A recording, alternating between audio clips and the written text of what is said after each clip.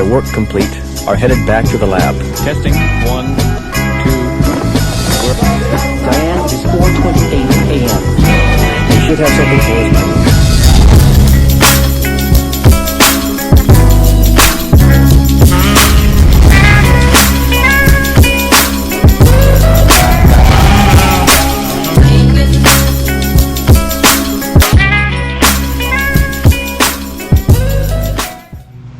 Hey everyone, and welcome to episode 4 of Good News Friday. It's that time of week again where we find out about all the good news happening right here in our community. Thanks again to all of you for helping spread the good news around. Our first story comes from our hometown heroes in the police and fire department, who not only work daily to help keep us safe, but are helping share the love to many children in our community who are celebrating birthdays during the stay-at-home order. These times can be difficult on many children who are stuck home, not able to see their friends or hold birthday celebrations. But it's good to know that they have a friend in our first responders who are lighting up the neighborhoods to make their big day a little more special. Thank you to our public safety officials for once again going above and beyond in your service to our community, and thanks to all you kids for being patient during these difficult times. We'll celebrate one big birthday party together when all of this is over.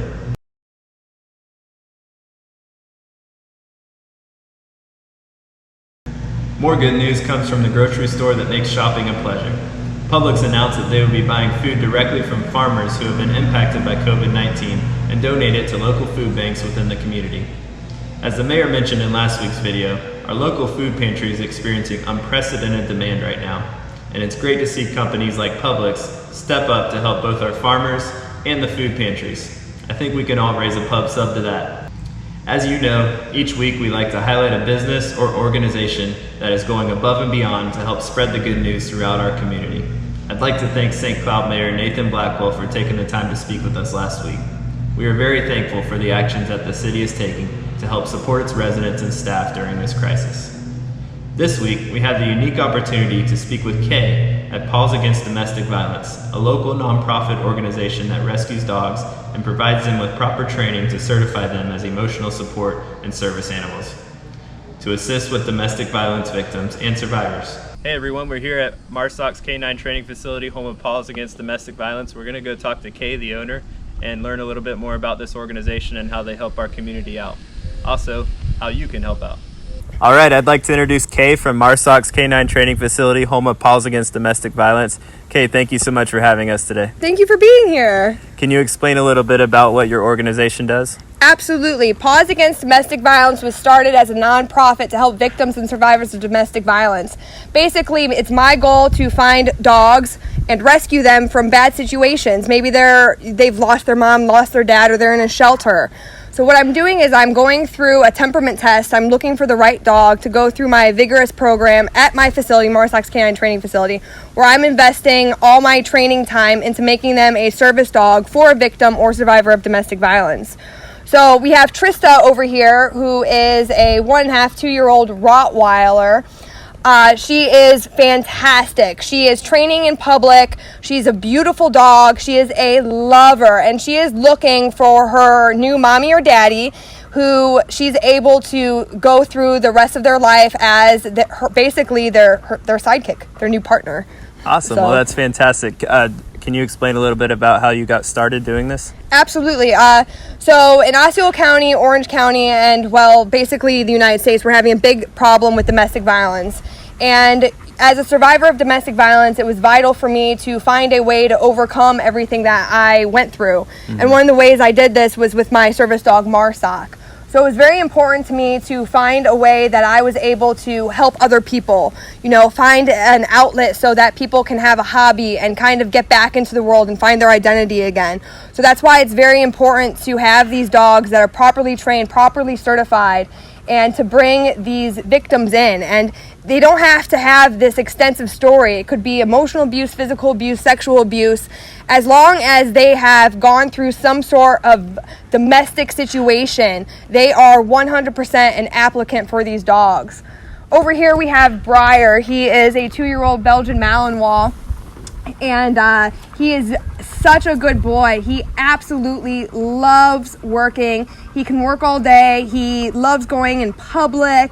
Definitely a fantastic service dog. anyone would be very, very lucky to have either one of these dogs by their side. And the best part about my organization is that they've already had a handful of months of free training, which was provided by Marsoc's Canine Training Facility.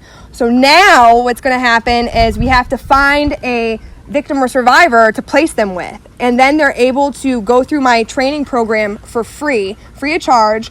And then on top of that, they're going to be able to use my training facility for the entirety of the dog's life. Wow. So it's really exciting. It's a way to give back to the community and help people kind of get back into the real world and overcome all their fears that, it was unfortunate for them to have. Absolutely. Well, what would you like the community to know about how they can reach out and maybe get help with this? That's a great question. So Breyer is actually very lucky. He has a sponsor by Doug through the GSI group. So we're looking for sponsorships for Trista. So these dogs need a lot of things. They need food, veterinarian care, training. On top of that, they need equipment. My goal is to give these victims of domestic violence a dog that has absolutely everything that they need, that they don't have to worry about spending extra money on, right? Right. So sponsorships are very, very vital.